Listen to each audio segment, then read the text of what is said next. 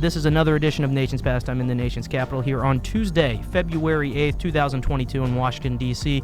on WCUA Radio. I'm your host, Andrew Snaith, here with my co-hosts, as always, James Higgins and Robbie Cruz, and we are delighted to bring you this edition of NPNC to talk about all of the latest happening in the baseball world, which, of course, not a whole lot, but we'll get into that. And you can help us and call in. Let us know what you want to talk about, 202-319-5106. We'd be happy to have you on the show. 202-319-5106 is that number. So go ahead, give us a call if you want to talk about anything baseball related. We'd love to have you on, as I said. And let's talk about some of the interesting developments in negotiations that we've had this week. And there hasn't been a whole lot. There hasn't been another meeting, unfortunately. But something that we do have, and we did have, is a announcement regarding the drug policy in Major League Baseball. Now, the drug policy that the players had that involves testing for different banned performance-enhancing drugs expired. So there is currently, for the first time, I believe, since the 90s, not an active testing going on. I think 2002. Oh, 2002. I'm sorry. It was right after the whole... Oh, no, 2004. That's when they instituted testing. 2004. Oh, you're correct. It was 2004. So, yeah, it's been about 20 years.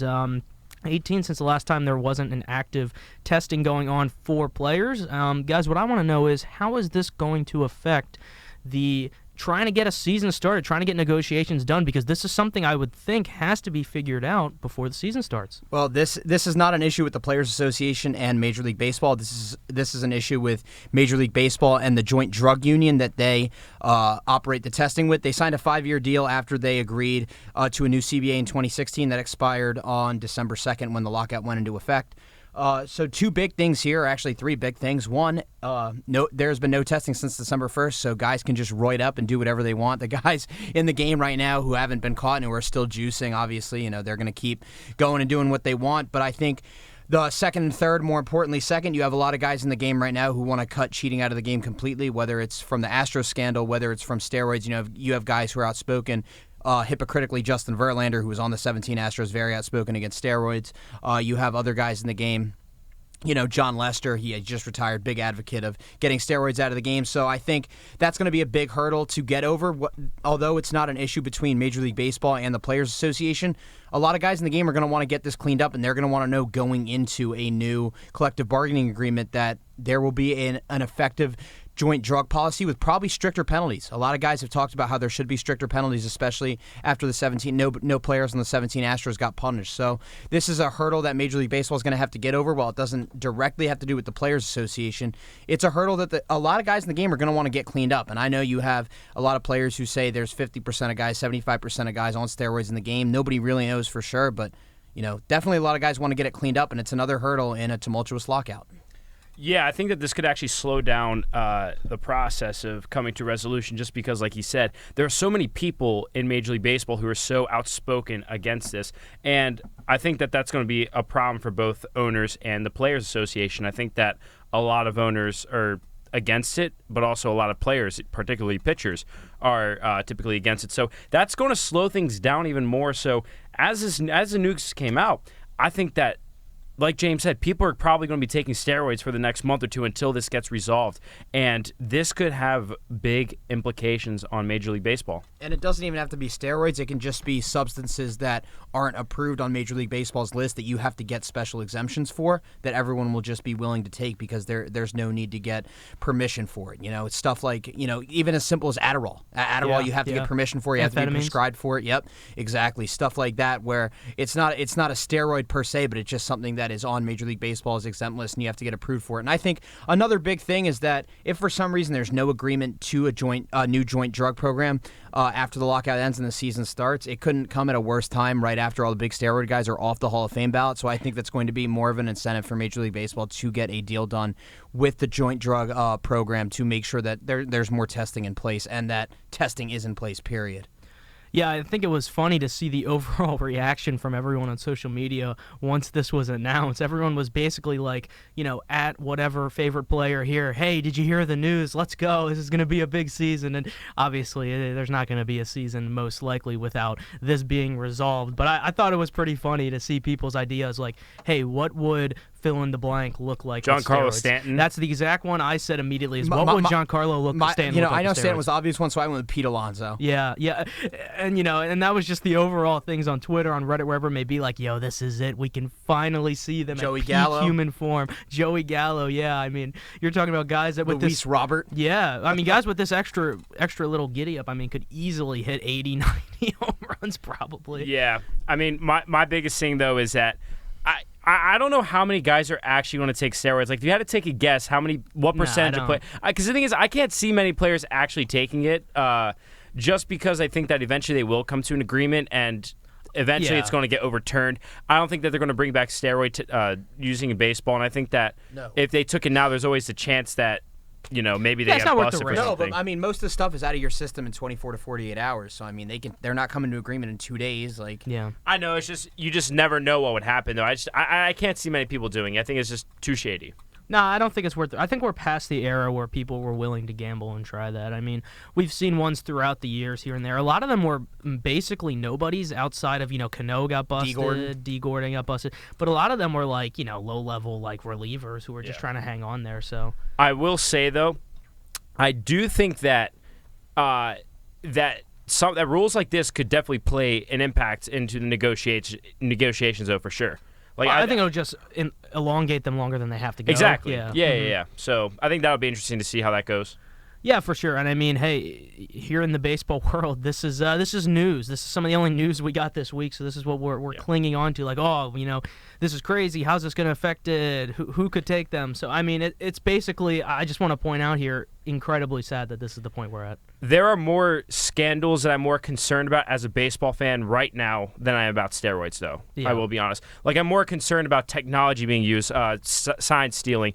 To me, those are more of a problem than things like steroids, just because I don't think that this will be a big problem like it was in the early 2000s, whereas right now it seems like technology is driving the game and everybody's cheating with it now. So I think that's more of a concern I have as opposed to steroids. Well, I will say another thing is, with this past agreement, a lot of players have alluded to the fact that, it was random testing, but it was kind of obvious when it would happen, and it made it really easy to dodge. I know this is something, like James was saying, a lot of players who have outspoken against getting them completely out of the game, is that these tests were not hard to figure out when they were going to be. If you guys remember when Eric Thames came back in 2018 from the KBO and went on that absolute tear in April and just lit the world on fire, he looked like the second coming of Barry Bonds, and he said, I remember, he talked about it a couple years after, it might have been on, I think it was Instagram or Twitter, about, hey, the testing was so obvious. I got tested something like 10 times in that first couple weeks there, and then once I started, doing worse, they kind of just stopped. So, I think that's something to look at. Is testing going to be, it's random in quotation marks, but is it going to be as easy to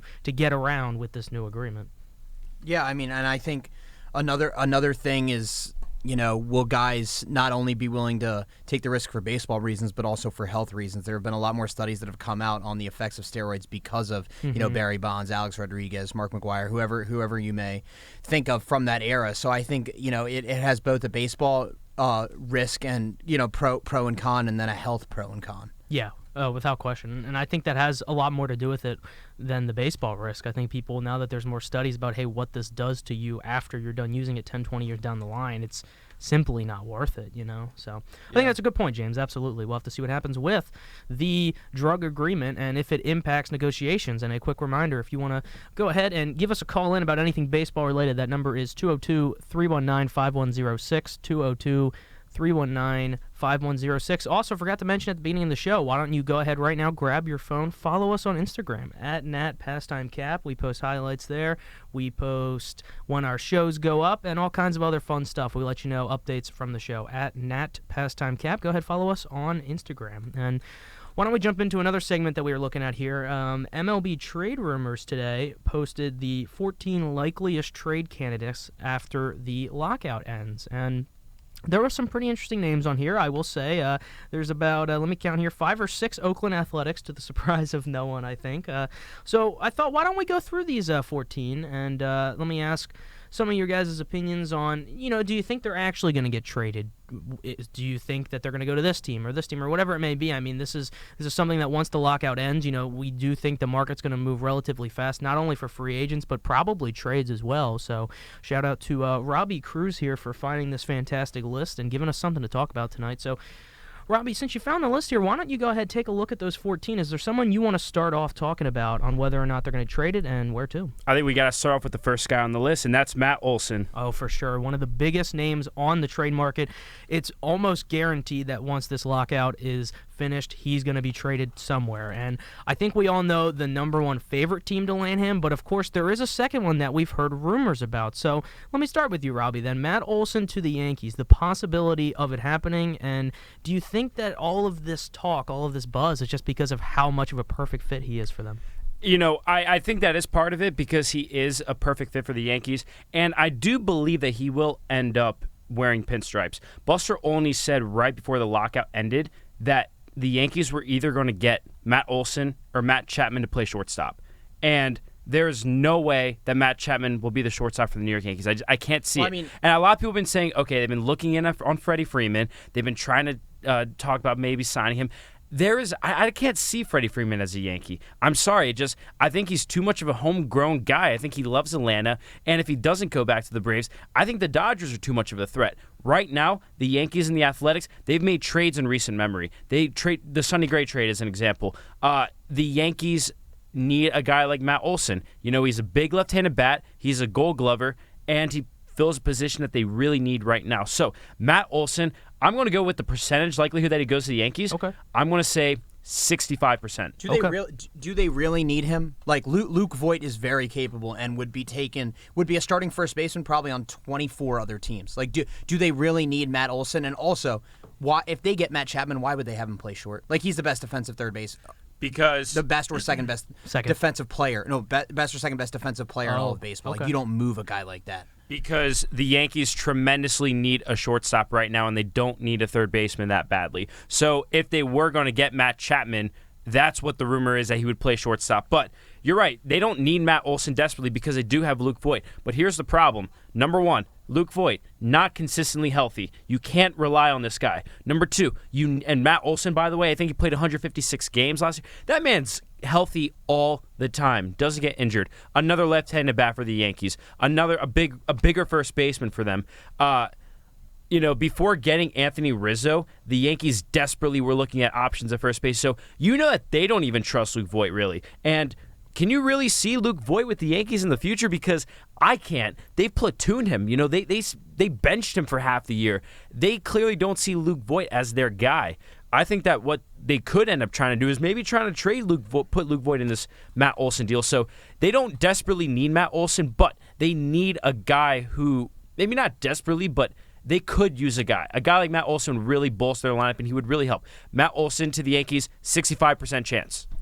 Two things here. One, Luke Voit is more than capable of being a starting first baseman in the league. We obviously saw that in 2020. I think he'd probably be the starter on 24 other teams. I think you can only name 5 or 6 guys. But he was really disappointing this year, though. Yeah. Okay. No, he was hurt. But first of all, I don't think Oakland is going to take Luke Voit and a couple other throw-in prospects. Like if you're giving up 2 years of Matt Olson, they're going to want premium top of the top prospects because Olson is a top 3 first baseman in the game, top 4 first baseman in the game, wherever you want to rank him. Like he's the cream of the crop at his position. And going off more what Robbie said, you can point to the Yankees and say they are the number one odds-on favorite in Vegas to land Olson. And it seems like the Yankees are like that with everyone, so it's kind of hard to pinpoint who exactly they're going to get. I have Matt Olson, if he's going to get traded, going to the Los Angeles Dodgers. I really think Freeman is going to go back to Atlanta. The Dodgers are going to need a left-handed bat to replace Corey Seager. They've been looking for Freeman. I think Freeman's going to end up staying in Atlanta. Matt Olson can stay on the West Coast. The Dodgers and A's have a good relationship and history in terms of trades, in terms of working out deals with players. I think Olson would be a perfect fit. He kind of has the West Coast vibe to him. Relaxed, laid back. He'd fit perfectly in that LA lineup. You move Bellinger full-time out to center and no more platooning in between center, first, right to prevent injuries. You keep Bellinger out in center, Mookie in right, Olson at first. You hit Olson fifth in the lineup, Gold Glove defense, 40 home run caliber, and he adds another layer of depth to the Dodgers' order. James, I'm just curious. So if Olson goes to the Dodgers, who do you see being the Yankees' starting first baseman next year on opening day? Luke Voit. So you think they're going to lose Anthony Rizzo and just bring back Luke Voit as their first baseman? Luke Voit came back before the end of the season. It wasn't like... But he wasn't even starting when they had Rizzo, though. Right, well, they kind of boxed themselves in by trading for Rizzo because Voit was hurt. So you think that they're willing to miss out on Freeman, Olson, and Rizzo I mean, they can't get everyone. We've talked about this so many times. They cannot get everyone. I gotta be honest. That's what it comes down to. If we're going to the patterns the Yankees have done in the past, they seem to be more concerned with being the champions of financial flexibility. Yeah, but yeah, that's what I'm saying. Baseball. They can't get. That's just how it is, and they can't get everyone. There's not a spot for everyone. Because again, if you trade for Olson, aren't you going to want to sign him to an extension? What if Joey Gallo goes off this year? They're going to want to sign him to an extension. They're going to run out of money at some point. Yeah.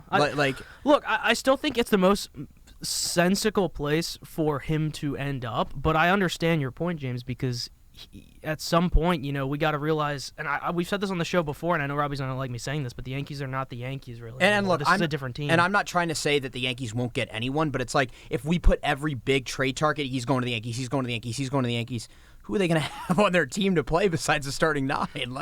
It's just they're going to run out of spots for guys. So it's they might get somebody else, but they're not going to get, Olson and Chapman and Bassett and, Kimbrel and whoever else. No, I absolutely agree with that. I don't think that the Yankees are going to get more than one big guy. I said that before the offseason even started. I've just said Matt Olson's their guy because it seems like they've zoned in on him. The negotiations have been going on for the longest amount of time. And, the Yankees are showing that they need a new first baseman. That's why they're talking with the Athletics about Matt Olson. That's why they were talking with Freddie Freeman. With guys in the past, like free agents, like you were just naming, they weren't really making efforts to get them. Whereas here, it seems like the Yankees are making an effort to get Matt Olson. Yeah. They were talking with the Athletics for months before the lockout even happened. The second the offseason happened, everybody was saying Matt Olson is going to be a main target for the Yankees. And I personally don't think that Anthony Rizzo is coming back. We heard the news about the Chicago Cubs. I don't know if you guys saw that, but the Cubs are really interested in bringing him back. I think we all agree that Freddie Freeman to the Yankees, despite what John Heyman reported recently, I think that's such a long shot. I don't think it's realistic. It just makes too much sense for the Yankees to get Matt Olson, and I don't think that Luke Voit would be the big piece that the Athletics would get in a deal. I think Voit would just be a throw-in. I think that the Yankees would sacrifice to give him someone to play. Exactly. Yeah. Exactly. The Yankees would give them a bunch of good prospects, and then a guy hey, you need a first baseman, here's Luke Voit. A little sweetener as a part of the deal. I also don't think that they're going to get Chris Bassett, by the way. I've heard people say that they're going to get Olson and Bassett. I think that's a bit of a long shot, but we'll get into Bassett later in the show. So would you be willing to give up Volpe, Dominguez, or Perez, one of the top 3 for Matt Olson? I think you almost have to. You have to, yeah. I'm willing to give up Peraza. Okay, so you're willing to give up the worst of the 3. If you're Oakland, why would you settle for less? You can ask for Volpe or Dominguez and say it's one of those 2 or bust. I think it takes one of those. I agree too. We've talked about the Yankees. Yes, they have a great farm system, but at a certain point they're gonna have to give up the top of the top. They can't go 4 lower level guys for Rizzo, 6 lower level guys for Gallo. At a certain point, if they're going to want to get a big name, they're going to have to dip into that real prospect capital and give up Dominguez, Volpe, or Perez. Are you okay with that, Robbie? One of them? Dominguez and Volpe, I don't love the idea of. Peraza, I'm willing to do, though. He's a number 3 prospect. No, but if it's one of those 2, if it takes one of those 2, would you do it? Because it depends on one of those 2. Because to me, this is really difficult, by the way. But to me, I think Dominguez has to be untouchable because he just turned 19 years old. Whereas Volpe, I think he's 21 years old or something like that. Either way, before this season, Volpe wasn't even a ranked prospect. He wasn't a top 5 or 10 prospect in the Yankee park. So out of nowhere, he just came. He's now the number 1 prospect because he was great last year. I'm willing to trade him over Dominguez just because Dominguez has a lot more potential and promise, in my opinion. Plus, he's younger, and he's a center fielder. Center fielders, I think, are a little bit more difficult to find than shortstops because the Yankees just signed the top 3 Dominican shortstops this past, there was the international signing day or whatever. The Yankees signed 3 top international shortstops. So I'm willing to trade Volpe or Peraza. And one more thing. If the Yankees don't give up Volpe or Dominguez, the Dodgers will give up whoever is the top prospect in their system. I'm not sure where their prospect rankings are right now, but the Dodgers will do it. The Yankees are going to have to give up legit prospect capital if they want Olson. The A's aren't going to settle. They're going to shoot for the moon because this is a full-blown rebuild when they trade Olson and Chapman and Bassett and Minaya and Montas and Trevino and whoever else is on that roster. They're going to shoot for the moon and be World Series champions in 2026 when all these guys graduate? I don't know, but you know what I'm saying? They're going to have to shoot for the moon. They're going to have to. Okay, so I just want to, what do you guys think the percentage likelihood that Matt Olson gets traded? I said 65%. Traded to the Yankees or traded a period? Because 100%. I'm going to say 65% to the Yankees and 90% period. He's gone 100%. They're never gonna get more value than him. 93% chance that he's gone. Okay, so he's definitely gone regardless. He's gone. And I think it's going to be one of those two teams if I had to guess. But look, we cannot discount here, and this is what I was talking about when I prefaced this section. We can't discount how much work the Braves have put into looking at this guy. The Braves are looking at Matt Olson. There's been at least 5 reports now. Why else would they be doing that? Something's going to get done with Freddie. Look, I think it will too. Ultimately, it makes the most sense, and also they would tick off a lot of people in Atlanta if they didn't bring him back. But this is telling. I'm sorry, because the Braves are just – this is not an organization that has really given these kind of mega contracts before. Right. And here's the other thing, like when it comes to Olson, whoever trades for him, you have to give up something to get something. It's not like none of these teams, the Yankees, the Dodgers, the Braves, whoever else it may be, they can't just stack 6 prospects and be like, oh, here's 6 of our top 30. You're going to have to go one of your top 2, then 3 of your top 12. You're going to have to stack talent on talent on talent to go get him, because this is the A's best trade piece. So they might settle for other guys. They're not going to settle for Olson. Yeah. If Luke Voit is a starting first baseman for the Yankees on opening day, fans will revolt. Like, they will be outraged, because this is the same New York Yankees that we've seen the last 11 years, okay? Not trading enough prospects to get the big guy. I don't think the Yankees care, though. I think that they do. I don't think they care. I think they do. I think, okay, Brian Cashman, for one, hey, he was on the hot seat last year, Then he made big. I'd argue he still is. I mean, he made some big trades, though. He made good trades. I think, and Boone. I don't care. They just signed an extension. Boone is on the hot seat. So Boone is Cashman's guy. So if Cashman is gone, new GM can just come in and say, Boone, you're gone. Yeah. The point is that I think that I can't see Luke Voit being the starting first baseman for the Yankees. Remember that when the Yankees get Matt Olson. That's fine, but I really want to call it a fact that still, this is a Yankees team that has shown that they're willing to just do that, because Brian Cashman, let's say he's questioned about it, can easily be like, hey, he was injured last year. He's coming off a year where he almost won the MVP in 2020. That was the old Yankees. They just got Joey Gallo, who was one of the top pieces on the trade at the trade block at the deadline, and they got Anthony Rizzo, a guy who a lot of teams really wanted. Robbie, there's no new and old Yankees, because this is the same Yankees until they win another World Series, which they haven't done in over 10 years. Well, this isn't about winning the World Series. This is about whether or not it's all about winning the World Series. No, I'm saying this conversation right now is about whether or not they're willing to give up prospects. Right. They showed at the deadline they are willing to give up prospects. They gave up prospects to get Joey Gallo. Okay, they but gave that prospects was to no get one Anthony big. Rizzo. It was nobody big, but they still gave him up. Again, they gave up a couple scratch-off tickets to get rentals and then Joey Gallo. But they got the big piece at the deadline. The Yankees Did they? have Joey Gallo was a big piece of the trade deadline. Did he get them into the playoffs? No, I don't think he personally got them into the playoffs. Two things. One, I've got something on Gallo. Then second, I'm moving on to another Oakland day. First, at the end of the season, Yankees fans were just not happy with Gallo, so they can say they got the big piece or not, but it didn't work out. No, but that's not the point, though. The point I'm making is that they were willing to give up prospects to get the big guy. It doesn't matter about how he did. Well, this is about them giving up prospects to get the guy. They gave up 6 low-level guys, which just won't be the same deal with Olson. They're going to have to give up Volpe or Dominguez. Secondly, Matt Chapman, I got a shocker here. I got him going to Toronto to replace Semien. 1 more year, $10 million in arbitration. Why not? Wow. I think that's interesting. But didn't you just say that you can't put Matt Chapman at shortstop? No, he won't play shortstop. Matt Chapman won't play shortstop. He'd play third base. He's just going to replace him as a bat in the lineup, he's saying. Yeah. Oh, okay. So what would the infield look like then? You would have... You have to put Biggio at second, I guess? Yeah. Well, I mean, Kevin Biggio is kind of an afterthought in Toronto. Let's be real. That's fair. I mean, look, Semien played second, so you have Vladdy at first, you have Bichette at short, you have Chapman at third, and you kind of have a revolving door at second. At second, yeah. Yeah, that's fair, yeah. By the way, just a quick shout-out. Do we actually realize how good of a season Bo Bichette did have last year? I mean, I don't think anyone talked about that. The guy was great last year. I'm pretty sure he hit around 290, 299. He had made 30 the All-Star team. Wait, did he? No. No, he didn't. He didn't make the All-Star team. And the guy has some of the best at-bats I've seen in baseball besides like Juan Soto. I mean, this is a guy that, please, watch out for Bo Bichette. One of these years, he's finally just going to do whatever needs to be done for everyone to realize he's a superstar. Yeah, he did. He made the All-Star team. Oh, did he? Yes, he did. He did. Okay, never mind then. So, I mean, I think you could put... Yeah. Second base would be a revolving door because you don't have anyone else. I think Biggio's an afterthought. But there's enough pieces on the market you could fill that. Sure. And, yeah. I got a bold take for Matt Chapman. Sure. He's going to be a New York Met. Because what's going to happen is the Mets right now have been pursuing Chris Bryant.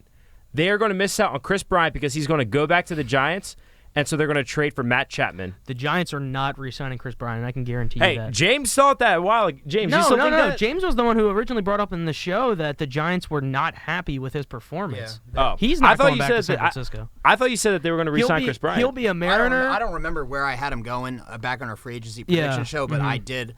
Whenever it was, I alluded to they weren't his numbers were very pedestrian in San Francisco. I think if you have KB going, I think KB is probably going back to Chicago or going to Seattle.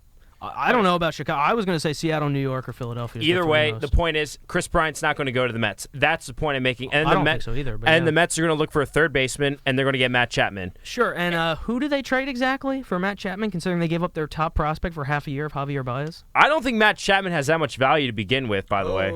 I think his value is diminished a little Platinum glove or Four Gold glove. Yeah. Batting average. On base percentage. Yeah, he's OPS. 2 years removed from an amazing offensive season to go along with his defense. But it's 2022. Doesn't matter. He still has value. He's shown that he can do it once. And he's under 30 still, isn't he? I think he was born. He's 30, years old. He's 30. Yeah. I don't know. I don't think he has that much value. I think if the Mets want to make a deal happen, I think that they can get Matt Chapman. I think that they'll be desperate enough to give up whatever it takes to get him. All right, fine. That's absolutely fair. Quick reminder: you want to call in and talk about any of these trades or anything else? 202-319-5106 is the number. 202-319-5106. I got a guy that I would love to talk about real quick, who is not an Athletic, surprisingly enough, and that is the question mark Hall of Fame bound closer Craig Kimbrell. Yeah. Because he was just traded for, and now everyone and their mother is saying, "Hey, Craig Kimbrell's on the trade block." Yeah, the White Sox really handed the Cubs a gift. They said, hey, take Nick Madrigal. We're going to put Craig Kimbrell in the 8th inning where he historically has never pitched well, whether it be in Atlanta. He was horrendous. Look, Craig Kimbrell cannot pitch in a non-safe situation. If it's the 9th inning and you're up by 4 runs, he will blow it. I think you're absolutely right. If it's the 8th inning and you're only up by a run, he'll still blow it. It has to be the 9th inning, 3 runs or less. It is a psychological thing. It is a psychological thing. It must be. And we do have a caller. We're going to go ahead and take him right now. Hello, caller. You're on the air. Who are we talking to?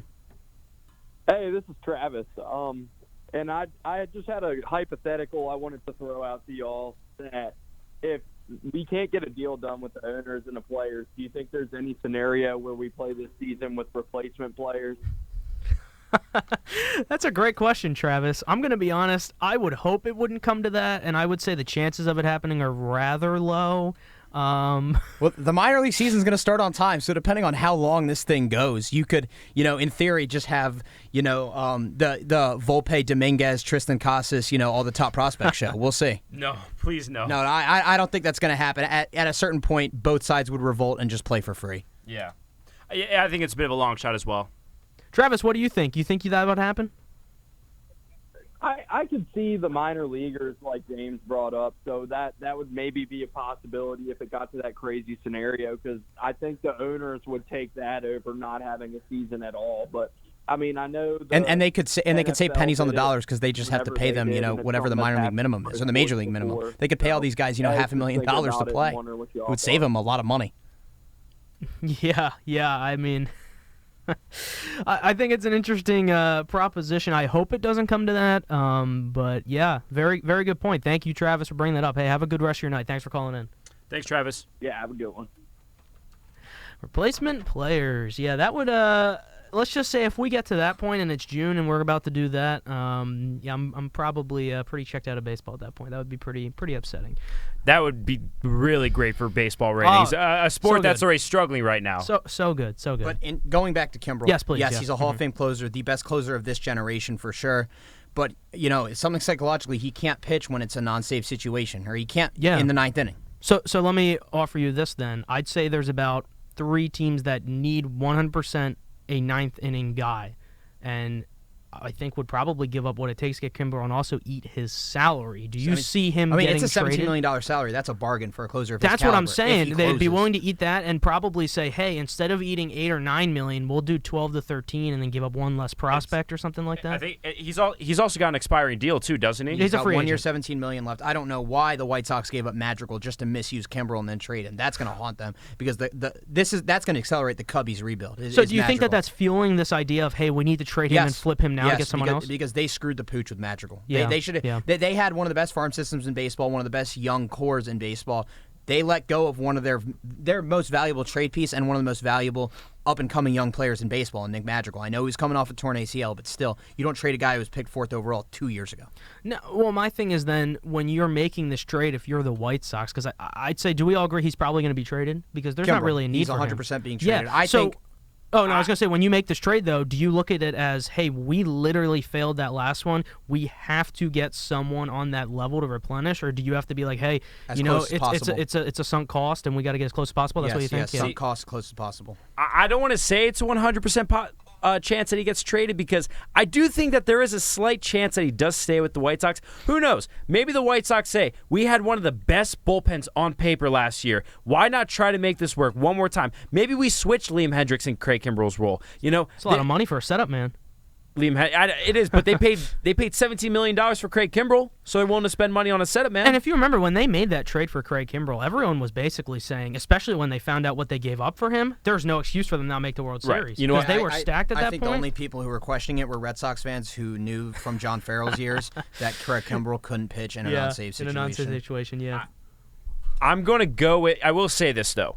I'm going to go with a 70% chance he gets traded. I know you guys said like 100%. I think that's a little bit too high. I'm going to go 70 because I still think that there's a small chance that the White Sox say, hey, let's try to run this back one more time. Yeah. All right. Because he is insane when he's on it. Oh, like, he's filthy. And we saw that last year when he was the closer in the 9th inning for the Cubs. He had something like a 1.2 ERA again. No, it was like 0.46. Yeah, he was insane, and they bring him over to Chicago, and he forgets how to pitch. It's night and day when it's a safe situation and when it's not. So going back to it then, you say 70%. Let me ask you, if he's traded, who is trading for him? Do you guys remember who I thought Kimbrell was going to get traded to at the deadline? Yeah, of course. I thought he was going to go to the Red Sox. Mm-hmm.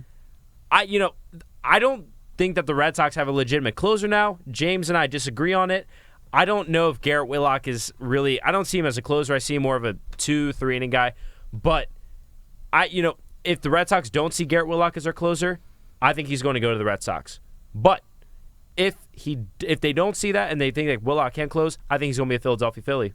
That's my guess. Fair enough. James? Unfortunately, I don't think the Red Sox see Whitlock as a closer either, even though he was the only guy that Cora trusted in the postseason. He can be a top 5 closer in the game if they give him a full season. The Red Sox really should look into making Whitlock the closer. Hold on to your prospect capital. I think Craig Kimbrell is going to the Philadelphia Phillies.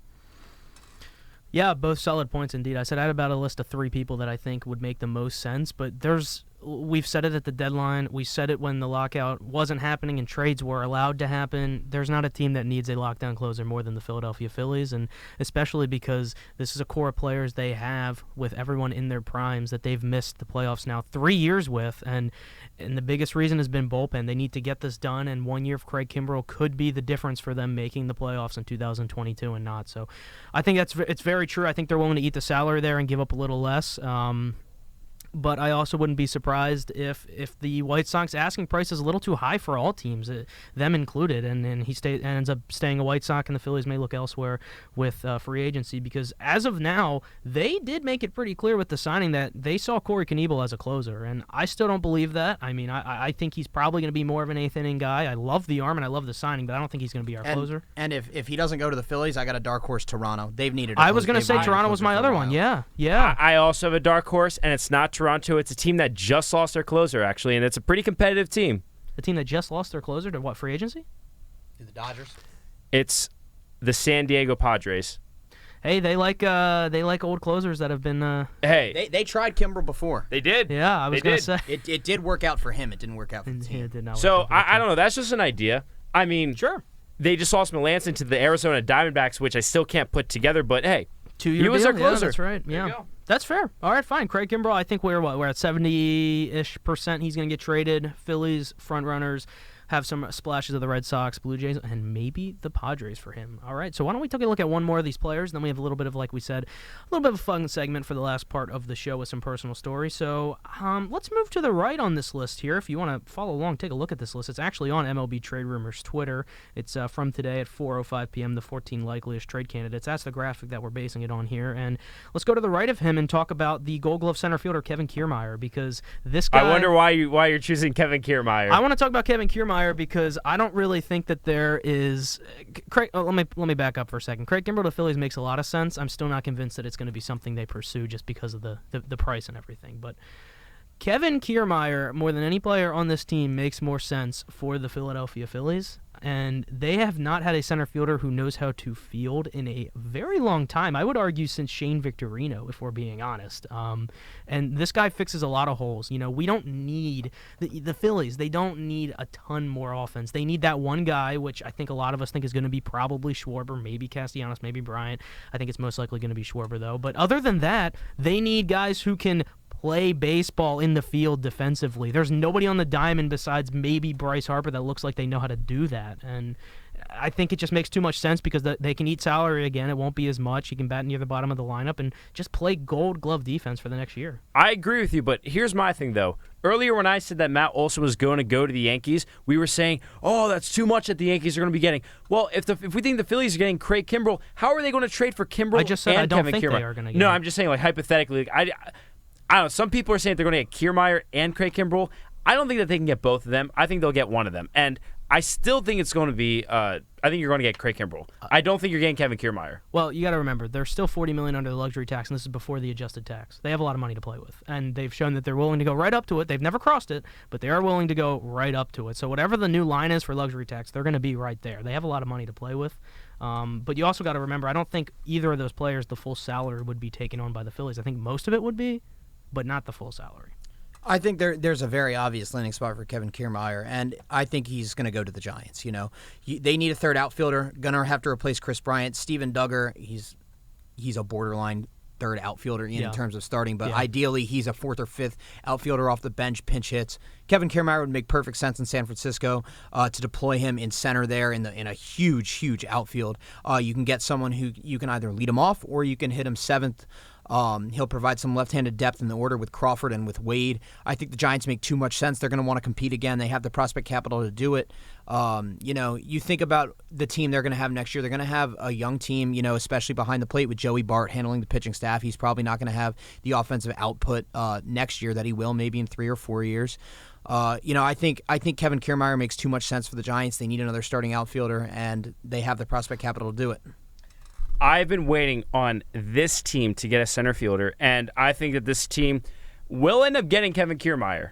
And it's not the Phillies. Okay, let's hear it. The Houston Astros. I think it's another good fit. We've been waiting for them to get a center fielder. Now, I don't know if I can see the Rays and the Astros making a trade. That's the only thing I'm a little bit hesitant about, but the Astros definitely need a center fielder. I mean, they missed out on Starling Marte. I haven't really heard of them being interested in that many other center fielders. We've been waiting on them to get a center fielder for a while, so why not a guy like Kevin Kiermaier, Yeah, and I also think it's willing to note that how aggressively it seems like the Rays are trying to trade him. They were dangling him and Joey Wendell up there right before the lockout occurred, and of course Joey Wendell was traded to the Marlins. They were another team that apparently is interested in another outfielder as well. I think they're one to watch. They are doing some interesting things, signing that huge deal for Azavel Garcia, making some other moves like Joey Wendell, and they have a nice core there. They think they can compete next year. I don't really think they're going to be anything higher than fifth again because that's, it's the NL East, but they're making moves that in the next couple of years with that pitching staff that we cannot forget about is amazing. I think they could be a landing spot. I will say this though. I like James's proposition of Kiermaier going to the Giants a lot more than I like Kiermaier going to the Phillies. I really can't see Kiermaier going to the Phillies. I don't think it's going to happen. I don't see how it would happen. I think he'll either go to the Astros or the Giants. I don't know how you can say you don't know how it would happen, considering the reports have said they've been talking.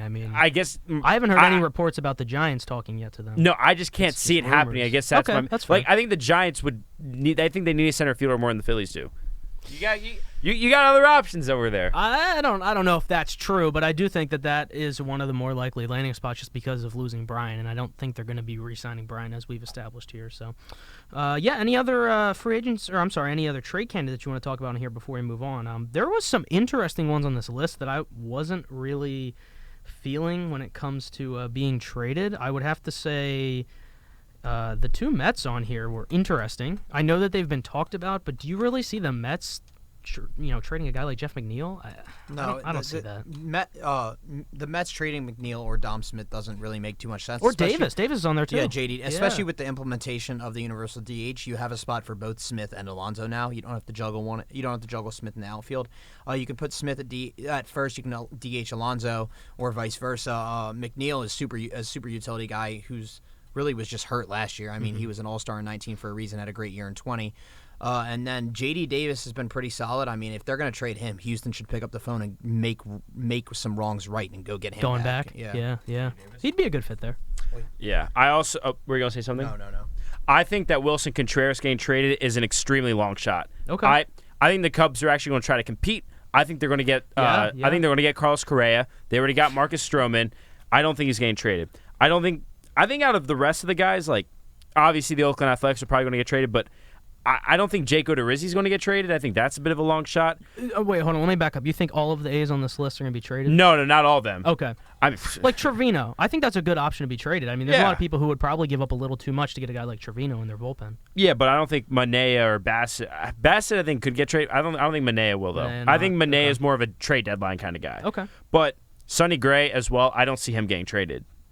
Yeah, that's fair. He's got, one more year left in that deal with Cincinnati, right? Yeah. And I think we all agree that Luke Voigt's probably not getting traded unless it's in a deal for Matt Olson. Yeah, I don't think so either. I think the Yankees hang on to him no matter what, even if they do get another first baseman. I mean, he seems like a guy that they'll hang around there. And he's not even that expensive right now, correct me if I'm wrong. So Yeah, he's really cheap. Yeah, for sure. So yeah, that's their 14 most likely trade candidates, and just figured it'd be best to go ahead and talk through them, see which ones are likely, which ones are not, where we think they're going. So hope you enjoyed that. Let's move on now to the segment of the night where I guess this is becoming a weekly thing now as we have nothing else to talk about, and that's some personal baseball stories. Please call in. Yes, please do. 202-319-5106. We'd love to have you on air to talk about anything baseball related, but until that, you're going to have to listen to us talk about our wonderful personal experiences with America's Pastime. And last week, we of course heard some stories about disappointing free agents that we missed or that we got. We had a big one, of course, with Cliff Lee.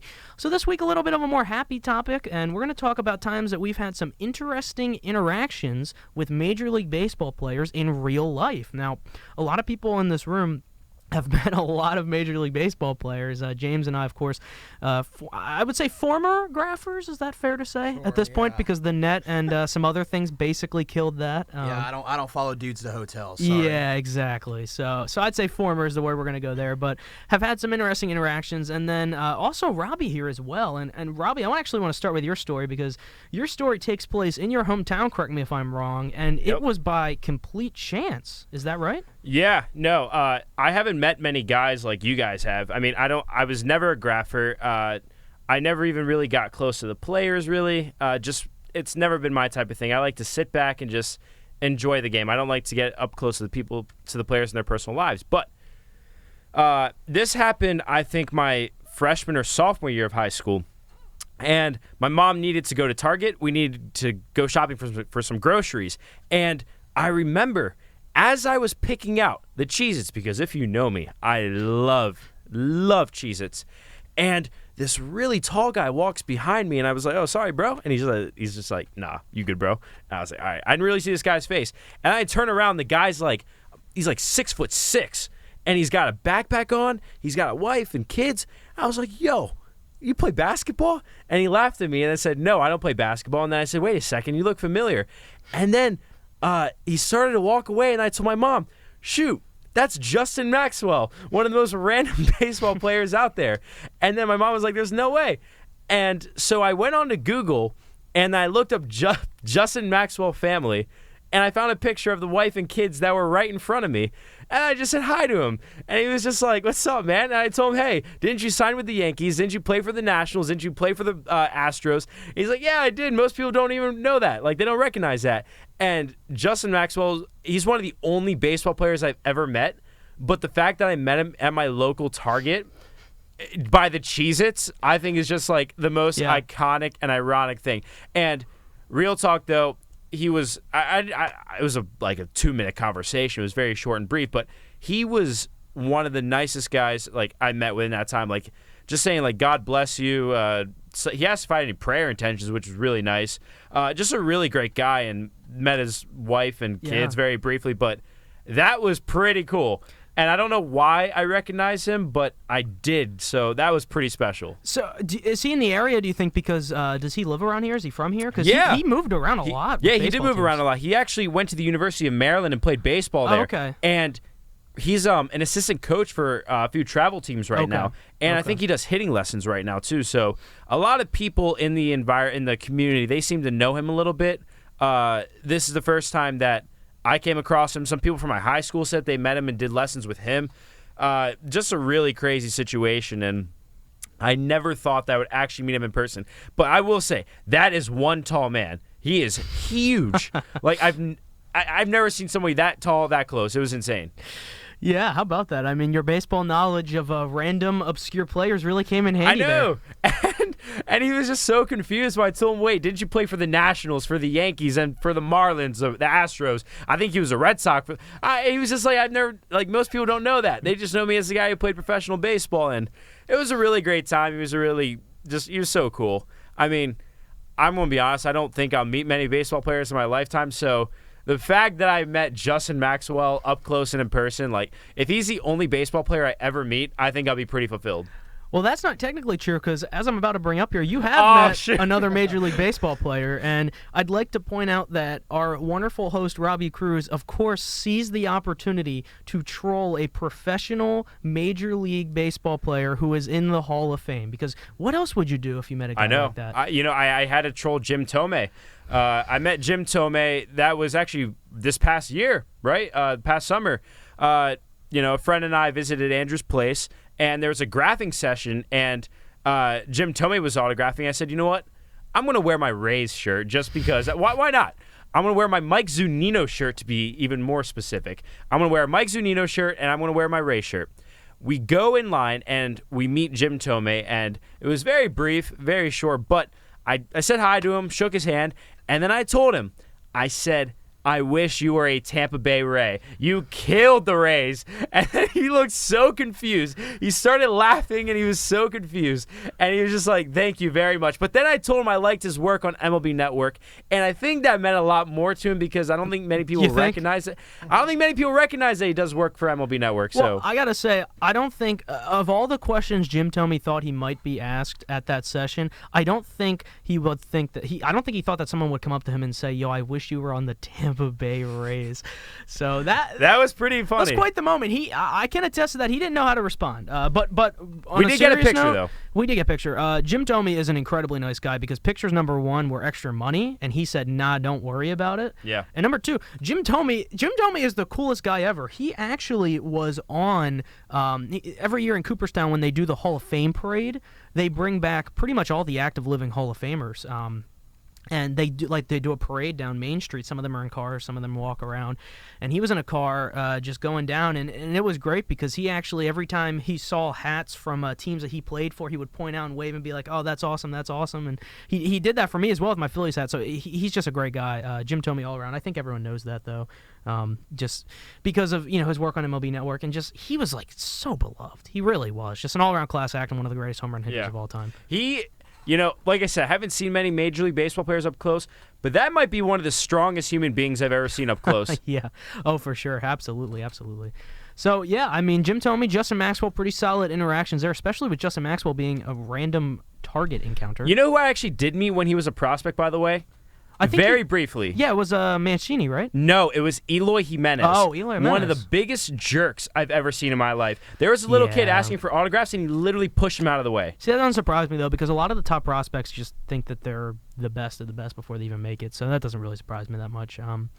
Yeah, for sure. I mean, thank you for sharing that, Robbie. I really appreciate it was very personal. Really appreciate the personal story from Justin Maxwell. Got about 12 minutes left here. If you want to call in at all, 202-319-5106 is the number. James, I know you have met quite a number of players. Do you have one that is one of your favorite interactions, one of your most unique interactions, something like that? What do you got for us? Yeah, I mean, I've been fortunate enough to meet a lot of guys in various different ways, whether it's at the stadium, in the parking lot, shopping malls, whatever it may be, at the grocery store, I met Mike Lowell coming out of church when I was 6 years old, stuff like that. I think my favorite one. No, hold on. Did he go to your church? No, this was in Boston. Okay. I think my favorite one was in I saw Ryan Zimmerman driving on the GW Parkway once.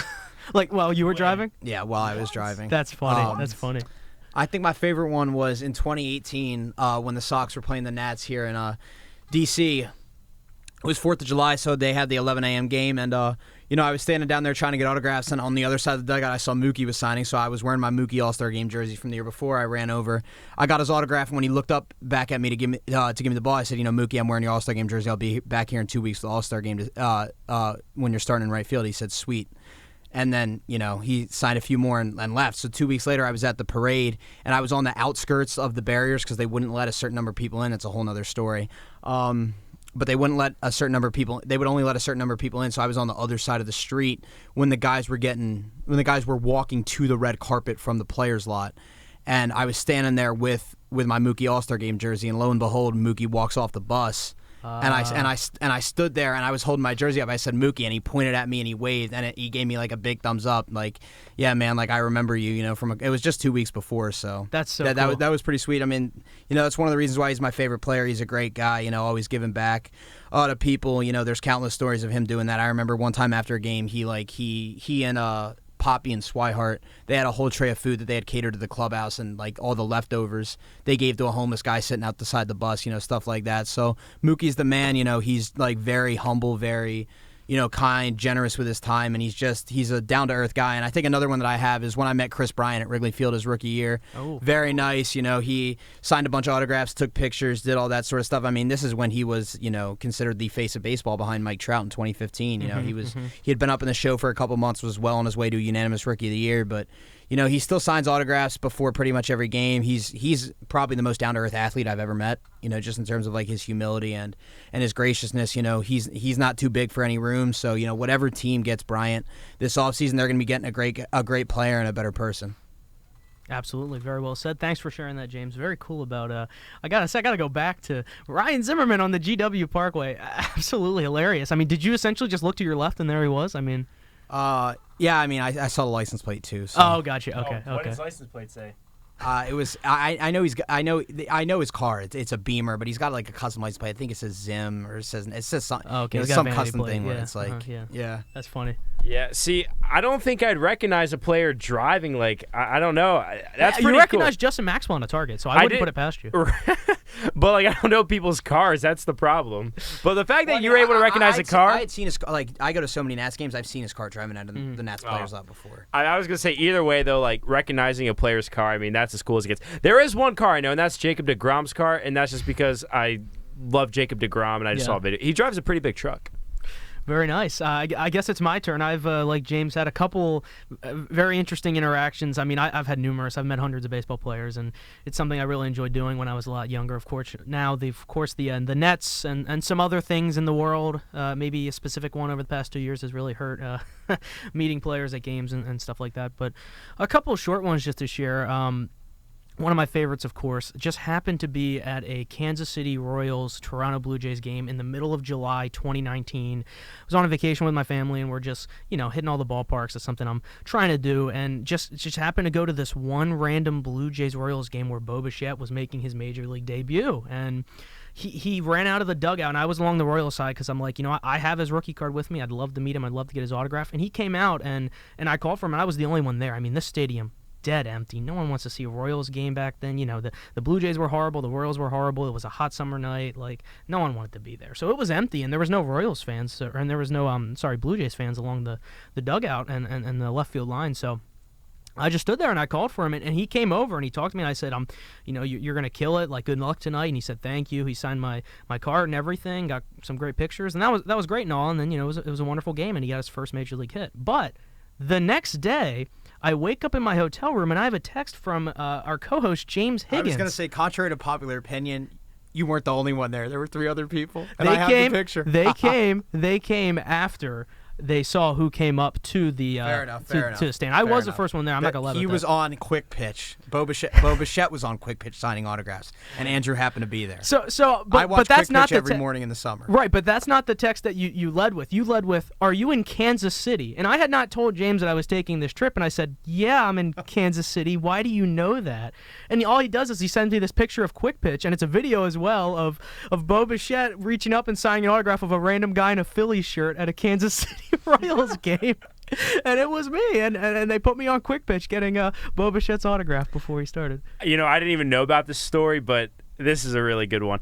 I thought that your favorite story would have been meeting the man, the myth, the legend. The Bryce Harper story isn't that interesting other than me getting completely... I'm not talking about Bryce Harper.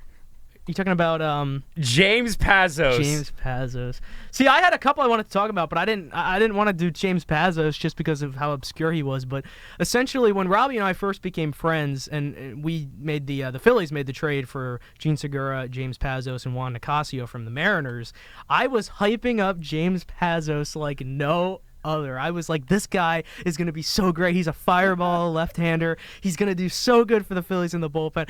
In reality, he never even made the team out of spring training. I don't think he's been on a major league roster since then. It was just that it was a joke the whole time that he was going to be the best guy ever for us. And I said to Robbie that I left the spring break, and I'm like, I'm going down to Florida. I'm going to go meet James Pazos. And he's like, all right, buddy, all right, Yeah, buddy. and I thought you were joking, by the way. No, I was joking. Did but anyone recognize him when you met him? No, I'm standing there along the practice field, and I see him walk over, and I'm like, James, can you sign this for me? And he's like, yeah. Probably like the first person. Yeah, ever asked him for his he was like, autograph. somebody knew who he was. And with no context, I sent Robbie a picture. I'm like, it's James Pazos. He's like, what are you doing? I thought you were joking. Well, I James mean, like, Pazos. if you're gonna set your target to meet someone, I mean, it's pretty easy to set your target pretty low and then. Hey, come on, absolutely put get some it. respect on James Pazos' name. I'm giving you credit. No, I know. Like in theory, yes, Yeah. You do have a Bryce Harper story. I want to share one more kind of somber one. No, get yours. Yeah, I actually wanted to ask you guys about difficult situations you have with professional athletes, but I guess we'll say that for another week. Yeah, for sure. We can go ahead and save that for another week. We do have a quick caller here that we're going to take here in the last little bit of the show, so let's go ahead and do that before I finish with my last story. Hello, caller. You're on the air. Who are we talking to? Hey, it's Travis again. I called earlier, and you guys were telling stories, and this isn't my story, but I just wanted to tell this one real quick. Sure, go for it. So my friend Matt said they had this baseball coach when he was younger, and he was going to like the Rangers-Orioles game, and it ended up being where Josh Hamilton hit 4 home runs, and he said like the coach was like, "Oh yeah, I'm gonna catch a home run ball, and they were all like, "Yeah, sure, man." And this dude ended up catching 3 of Josh Hamilton's 4 home run balls that night and brought them all back and showed them. Oh my goodness, that was the prime of Josh Hamilton too. What a game! So he said it as a joke and actually ended up catching 3 of them. Yeah, he said like they were like he kept saying like, "Yeah, I'm gonna catch a home run ball," and they're all like, "Yeah, sure, whatever." And then he, sure enough, comes back with 3 of Josh Hamilton's 4 home run balls from this random Rangers Orioles. Yeah, do you know if he still has them? Does he still have the balls? I gotta ask Matt about this. He told me this before. I thought it was the funniest thing I've ever heard in my life. That might be the greatest. That's one of the greatest stories I think I've ever heard. I'm so jealous. You just randomly show up and Josh Hamilton hits 4 home runs. I mean, there wasn't a whole lot else going on at the Orioles game, I guess. So And he caught 3 of the 4 home run balls. 3 of the 4. That's fantastic, Travis. Thanks for sharing that, man. That's hilarious. And you got to let us know. Hey, check it out. If they still have the balls, let us know. Call back in. We'd love to hear. I'll text him right now and ask him, see what he says. All right, sounds good, Travis. Thanks so much. Thanks, Travis. That's something right there. I mean, I'd love to know if he still has them. I mean, that was a pretty special game. That's only been done a handful of times in baseball history. So very cool, very funny. So yeah, once again, Travis, thanks so much for sharing. We got about 10 minutes left here in the show. We're gonna end around 8:15 due to our technical difficulties. James, I know you have a story you want to share with Bryce Harper. Do you want me to tell my? Go it's my more first, somber one. first. Just it's a little sad. It's one of my more personal ones that kind of gets me a little bit. In much of the way that Robbie grew up idolizing Cliff Lee, one of my favorites was always Roy Halladay. And he was just a guy that dominated the 2000s and the early 2010s. And him on the Phillies was something that I will never forget. I watched every single one of his starts, and he was really my guy. And I had a ball with all of the starting pitchers from the 2011 Phillies, the year where, of course, they won 102 games in most of franchise history, and their rotation was legendary. Of course, Cliff Lee, Roy Oswalt, Vance Worley that year, Cole Hamels. And I was able to meet 4 of those 5, and I got them all on the same ball. And every time I met one of them, I went ahead and told them, hey, can you please sign under the other one, under the seam of the ball? And I saved the sweet spot for years. I think it was about 4 or 5, maybe 6 years that I saved that sweet spot in case I ever met Roy. And I think it was about a couple months, maybe 9 or 10 actually, before he passed away. I did have the chance to meet him at a convention in Philadelphia, and I was so excited. And I shook his hand and everything. I gave him the ball, and I said, I've saved the sweet spot for you. I'd love if you could sign it right there. And he looked at it, and he's looking at these names. He's like, you got Cliff on here, you got Cole on here. Like, you should have asked one of them for the sweet spot. Why'd you save it for me? I'm like, you're the guy, man. You were the ace of that staff, and I saved it for you all this years. And it was so funny to me because he actually was like touched by that. And I'm like, you're Roy Halladay, man. Like, you were the ace of that staff. You were the best pitcher on that team for 3 years, and he was actually like, wow, like, thank you for doing that. I'm like, bro, like, this doesn't affect you at all, but it was just a really moving moment for me, because a lot of those guys, when you pay for them, can just go down the line, sign, go on, whatever, but he wasn't like that, and it was a really special interaction, especially with him tragically passing away a little bit before that.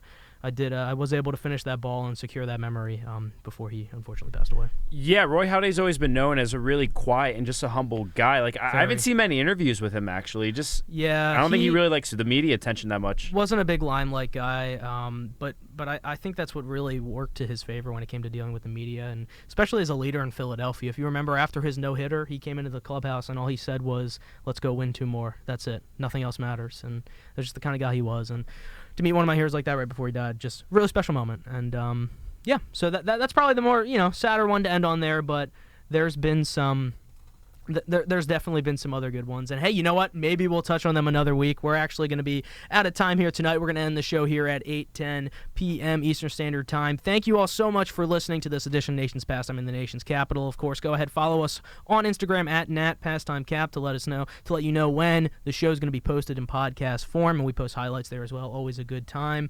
And next week, we'll be talking, of course, any latest baseball news, and, of course, James's story as well. We're going to touch on that next week. If you want to call in, I'll give everyone a week to prepare a debate on the pros and cons of the universal DH. And that's what we were getting to. We will be debating the universal DH. Probably inevitable for Major League Baseball, but we're going to be talking about the pros and cons next week, along with any other news in the baseball world. So for my co-hosts, Robbie Cruz and James Higgins, I've been your host, Andrew Snaith, wishing you a fantastic rest of your evening, and have a good night. Peace out.